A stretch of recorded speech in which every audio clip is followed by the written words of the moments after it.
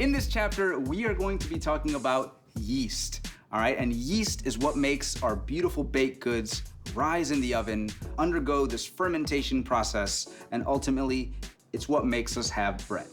The forms of yeast that we're dealing with today, active, dry, instant, and fresh, these are widely available forms of yeast that when added to your dough are actually what's gonna make it leaven, what's gonna make it rise. By the time we're done, you're gonna be a yeast expert, you're gonna be a master, and that is the point of this. So let's get into it.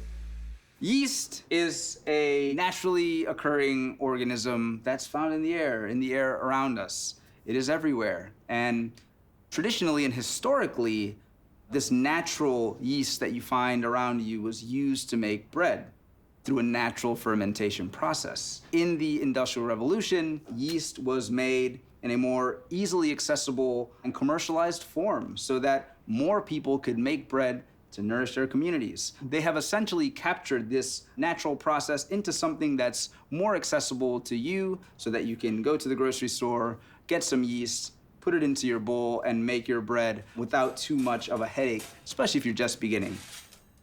Our fermentation process, we're taking these naturally occurring sugars, it's getting converted into carbon dioxide. This whole process is what starts to create gases and air pockets for your bread to actually rise. And your air pockets and gases can only rise if they get trapped by a nice, strong gluten formation. Okay, so if you think about what we talked about in the ingredients chapter, we talked about water and flour, we talked about strength in our dough. All of that comes into play once you start to add yeast to the equation. You are going to create this chemical process that allows the air and gas to get trapped by that gluten network. And when it hits that hot pan, boom, it rises. It's nuts, it's wild. Fresh yeast has to be in the fridge. It's a little yeast cake.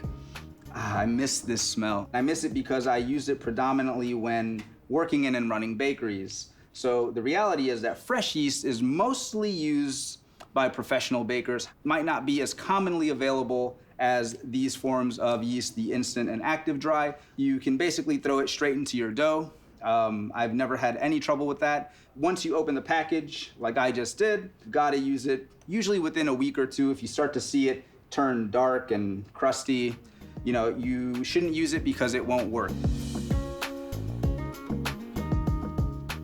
Active dry yeast, this is a compressed form of fresh yeast. It's not as shelf stable. Your fresh yeast, you have to keep it in the fridge. You've got to use it within a week or two of opening your package, okay? Active dry yeast is a compressed form of that. All of the moisture is compressed out of it, and it basically turns into these shelf-stable small particles that you just simply need to activate with a little bit of warm water. You will kill your yeast if your water is too hot, whether it's in the dough mixing aspect or the kind of yeast proofing aspect. You want it to be just lukewarm.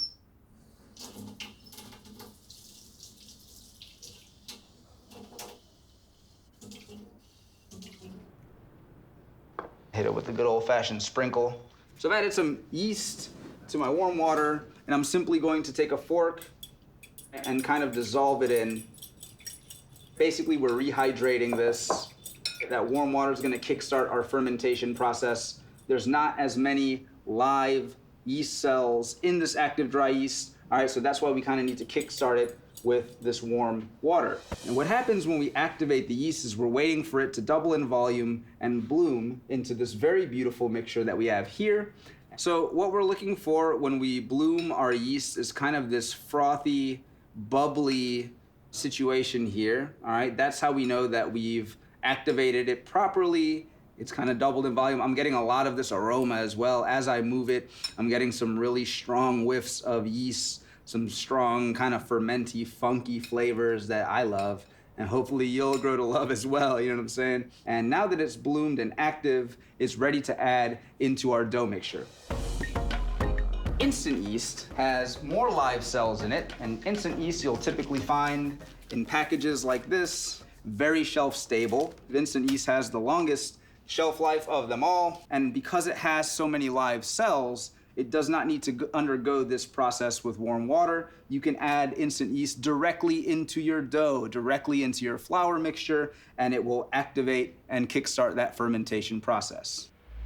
In this chapter, you've learned about our commercial yeasts, instant yeast, active dry yeast, fresh yeast, many ways that we have to make our bread rise. You can find it at your local grocery store very easily. So it's time to grab some of that yeast and make some bread.